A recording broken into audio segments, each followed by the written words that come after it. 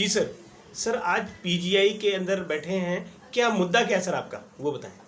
Sir मुद्दा हमारी PGI प्राइज यूनियन नॉन फैकल्टी जी इलेक्टेड 14 तारीख को होगी थी। ठीक है। उसके तुरंत बाद हमने हफ्ते के अंदर अंदर चार्टर्ड डिमांड डायरेक्टर पीजीआई को भेज दिया था। हमारी जो एम्प्लॉइज़ की डिमांड थी, जी जो मैनिफेस्टो था हमारा, जी उसमें नर्सिंग स्टाफ भी था, उनकी अलग से डिमांड भेजी गई। जी और अब हम आस लगा रहे हैं डायरेक्टर पीजीआई से, एडमिनिस्ट्रेशन जी। से जल्द यूनियन के साथ मीटिंग करें जी और जो हमारी एम्प्लॉइज़ की प्रॉब्लम है उनका समाधान किया जाए। जी क्योंकि हमारे डायरेक्टर साहब भी अभी तक रिटायर होने जा रहे हैं जी और हमें पता भी चला है कि वो आप एक्सटेंशन भी कर रहे हैं। जी बड़ी अच्छी बात है। हमारे बहुत अच्छे और क्वालिफाइड पूरे दुनिया में फेमस डॉक्टर है। ठीक है हम चाहते हैं अच्छे एडमिनिस्ट्रेटर होने के नाते हमारे एम्प्लॉइज़ का भी दुख सुख जो है वो साझा करें जी और जल्द से जल्द हमारे बैठा के आपस में जो हमारी डिमांडें हैं, जो हमारे एम्प्लॉइज़ की दुख तकलीफ है वो सुने और उनका समाधान करें। एम्प्लॉइज की क्या प्रॉब्लम है सर, आप किसको हाईलाइट करना चाहते हैं। सर एम्प्लॉइज़ की बहुत सारी प्रॉब्लम है। किसी भी कैटेगरी का कोई भी प्रमोशन चैनल अपडेट नहीं है, किसी की टाइमली प्रमोशन नहीं हो रही, जी किसी का कुछ नहीं हो रहा, किसी को इंक्रीमेंट नहीं मिल रही। बहुत सारे ऐसे इशू है जो कि हम एडमिनिस्ट्रेशन साथ बैठकर डिस्कस करके सॉल्व कर सकते हैं, जी जो कि एडमिनिस्ट्रेशन की उलझन की वजह अननेसेसरी उलझे हुए हैं। जी और काफ़ी स्टाफ को सुप्रीम कोर्ट जा रहा है, कोर्टों में भाग रहा है कि एम्प्लॉइज़ का ही पैसा खर्च हो रहा है, तो दूसरी तरफ पीजीआई का ही पैसा खर्च हो रहा है। जी पीजीआई वकील हायर करता है, हमारा एम्प्लॉइज भी वकील हायर करता है, लाखों रुपए पीजीआई करता है, लाखों हमारा एम्प्लॉइज करता है। तो अगर लाखों खर्च करने के बाद एम्प्लॉइज को कुछ मिले उसका क्या फायदा। उससे अच्छा तो ये है कि हम अपने एडमिनिस्ट्रेशन के साथ बैठ के जितना मैक्सिमम स्टाफ का प्रॉब्लम सॉल्व कर सके वो सॉल्व हो। सर आपको क्या लगता है कि जो पीजीआई के डायरेक्टर हैं उनका जो रवैया है वो एम्प्लॉइज के अनुरूप चल रहा है, ठीक चल रहा है या नहीं चल रहा है। देखो डॉक्टर साहब का जो रवैया है वो तो एम्प्लॉइज के अनुरूप ही है, बट जो हमारे मिडिल लेवल ऑफिसर अगर मिसगाइड कर देते हैं, जी ठीक है ना, उनके लिए हम डॉक्टर साहब को हम दोषी नहीं ठहरा सकते, डॉक्टर साहब ही गलत है। जी अगर उनका जो चीज़ बन के जाएगी उसी को डिसीजन देंगे ना वो।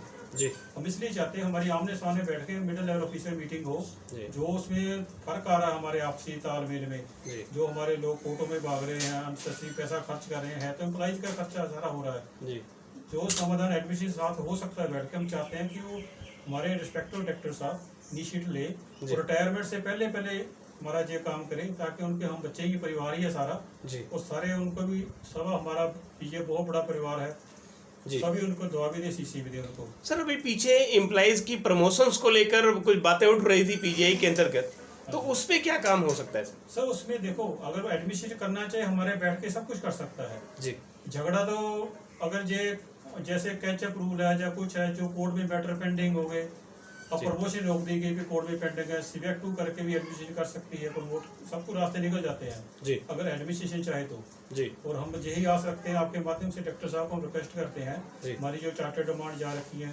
जी 13 हमने नर्सिंग स्टाफ की अलग से जा रखी है, हमारी जल्द से जल्द मीटिंग रखें यूनियन के साथ और जितने मैक्सिमम डिमांडें हमारी सॉल्व हो सकती है वो सॉल्व करें। Thank you sir. Sir Grewal साहब, जैसे कि अभी पीछे ये बातें उठ रही थी कि प्रमोशंस को लेकर पीजीआई में प्रमोशन टाइम पे नहीं मिल रही है या लोगों के भत्ते हैं वो टाइम से नहीं बढ़ रहे, उसका क्या रीज़न है।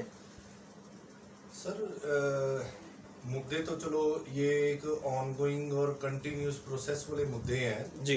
ये जब भी एडमिनिस्ट्रेशन होगी और जब भी यूनियन होगी जी तो यूनियन के मुद्दे एम्प्लॉयज के लिए और एडमिनिस्ट्रेशन के साथ बैठ के तालमेल करके ही चलते हैं जी।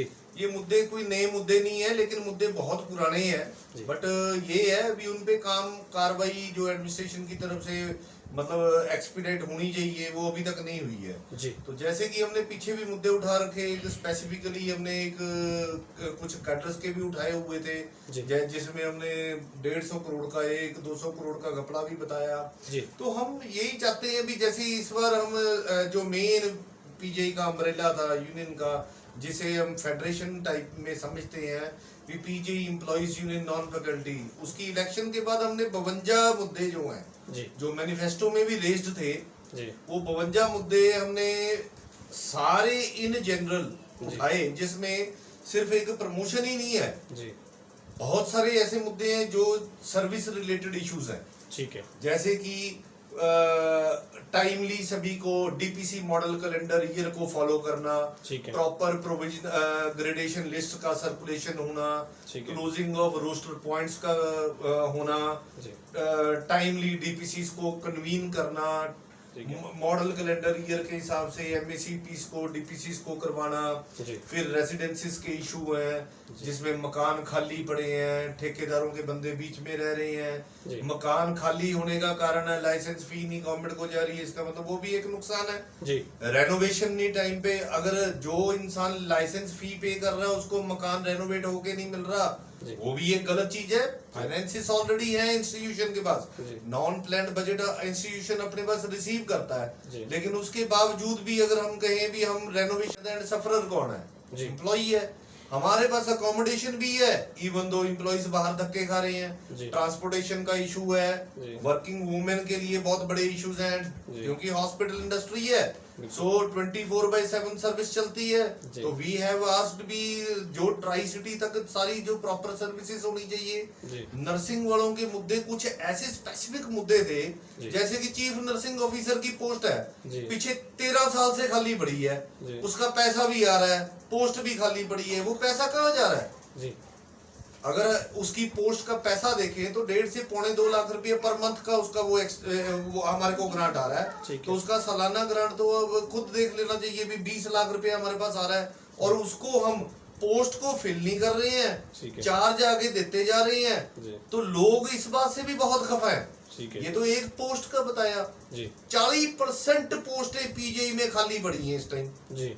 पैसा आ रहा है सरकार से, जी। सरकार की तरफ से कोई कमी नहीं है। सर वो फुल फिल क्यों नहीं हो रहे, क्या रीजन है? सर फिल ना करना, अब प्रमोशनल एवेन्यू जहाँ पे कैडर स्ट्रक्चरिंग होती है, जहाँ रिक्रूटमेंट रूल में कोई तब्दीली चाहिए होती है, तो उन चीजों को टाइम फेजली करना होता है। जी। हम टाइम फेजली तो करते नहीं जी। है, हम लोगों को, हम अपने ही एम्प्लॉइज को जी। कोर्टों तक जाने के लिए मजबूर करते हैं जी। कि ये कोर्ट में जाएं, 2 साल 4 साल 6 साल निकल जाएंगे, जी। लेकिन क्या उस बात से किसी का प्रॉब्लम हल हो रहा है? नहीं। ग्रांट आ रहा है, जी। हल नहीं हो रहा जी। है, दो तरफ से खर्चा हो रहा है। जी। पीजीआई एडमिनिस्ट्रेशन को जो ग्रांट आती है उसमें से कितने कोर्ट केसेस हैं आज की डेट में?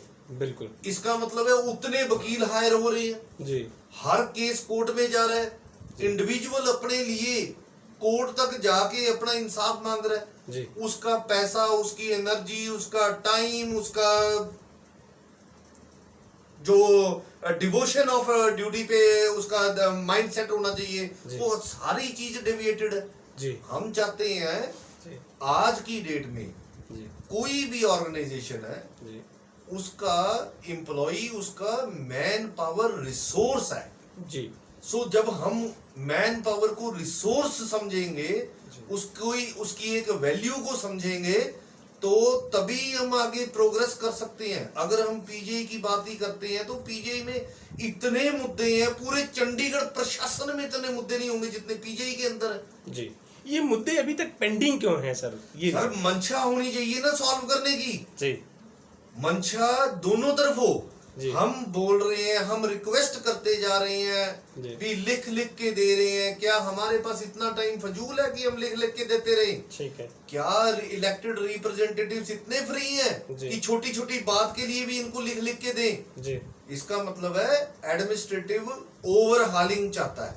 जी। ओवरहॉलिंग के लिए एडमिनिस्ट्रेटर जो है हमारा, जो जी। डायरेक्टर पीजीआई है, जी। ये ठीक है। No doubt. अब जैसे डॉक्टर जगत राम है, जी।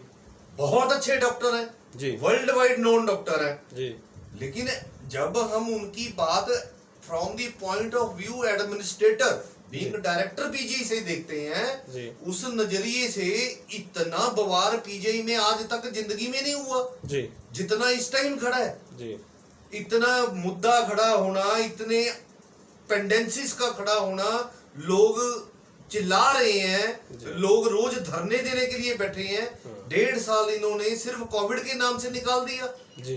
कोविड क्या, कोविड के दौरान इन्होंने एडमिनिस्ट्रेटिव काम नहीं किए? जी। क्या इन्होंने जिनको पिक एंड चूज मेथड नहीं अडॉप्ट किया, क्या उन्होंने उनकी प्रमोशन नहीं की? क्या जी। डीपीसीज, ऐसी गलत डीपीसीज को भी होल्ड करने की कोशिश की जिसको रुकवाने के लिए यूनियन को उनमें इंटरवीन भी करना पड़ा। जी। हम चाहते हैं कि हमारे डायरेक्टर जी। ABC जो भी है या जो भी आए, जी। वो एक मॉडल एम्प्लॉयर की तरह काम करे, गुड। ताकि हमारे एम्प्लॉइज खुद अपने आप को, उनके बच्चों की तरह अपने आप को खुद समझे भी वो हमारे अन्नदाता है।